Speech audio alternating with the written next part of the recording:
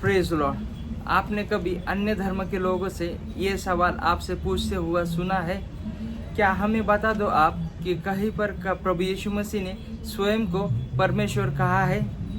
हाँ, बाइबल बताती है कि प्रभु यीशु मसीह ने कभी भी शब्दशः खुद को परमेश्वर नहीं कहा, लेकिन यह ज़रूरी नहीं है कि उसने अपने बारे में जो कहा और किया वो उसे परमेश्वर सिद्ध न करता हो।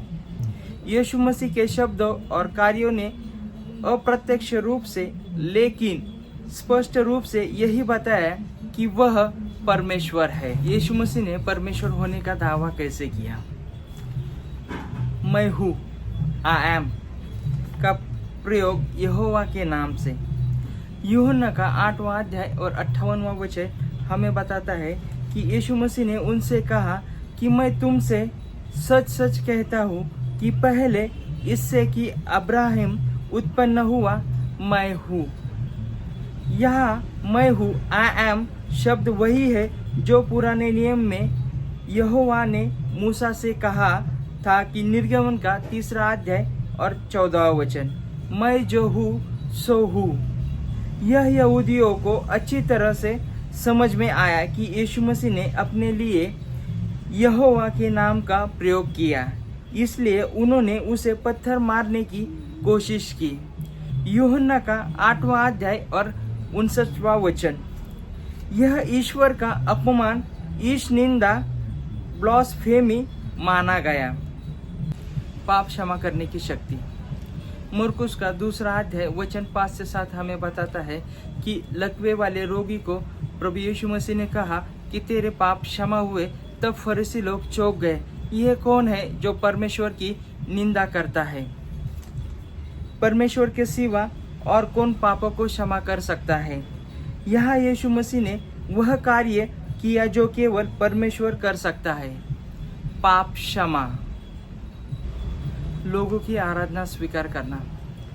मत्ती का 14वां अध्याय वचन 33 हमें बताता है कि जब प्रभु यीशु मसीह ने झील के ऊपर चलकर अपने चेलों को बचाया, तब उन्होंने उसके आगे दंडवत करके कहा कि निश्चय ही तू परमेश्वर का पुत्र है। सुसमाचार में कई बार यीशु मसीह ने लोगों से आराधना वर्शिप स्वीकार की है, जब यहूदियों के अनुसार केवल परमेश्वर की ही आराधना होनी चाहिए। निर्गम का 20वां अध्याय वचन, मैं और पिता एक ही है। यूहन्ना की पत्री 10वां अध्याय वचन 30 से लेकर 33 तक हमें बताता है कि मैं और पिता एक ही है। यह सुनकर यहूदी ने यीशु मसीह को मारने के लिए पत्थर उठाए और कहा कि तू खुद को परमेश्वर कैसे बनाता है। यह दिखाता है कि उनके अनुसार यीशु मसीह ने खुद को ईश्वर होने का दावा किया है। थॉमस द्वारा प्रभु यीशु मसीह को मेरा प्रभु और मेरा परमेश्वर कहना। यूहन्ना का 20वां अध्याय और 28वां वचन, थॉमस ने उससे कहा, हे मेरे प्रभु, हे मेरे परमेश्वर। यीशु मसीह ने उसे सही नहीं किया, बल्कि कहा, धन्य है वे जिन्होंने विश्वास किया। यीशु मसीह का स्वयं को परमेश्वर का पुत्र कहलाना क्या दर्शाता है? यह सिर्फ एक सामान्य उपाधि नहीं थी, बल्कि यह यहूदी समझ के अनुसार उसे ईश्वर के समान बनाता है। यूहन्ना की पत्री 5वां अध्याय और 18वां वचन कहता है, वह परमेश्वर को अपना पिता कहकर अपने आप को परमेश्वर के बराबर बना रहा था। प्रेरितों और अन्य शिष्यों की गवाही।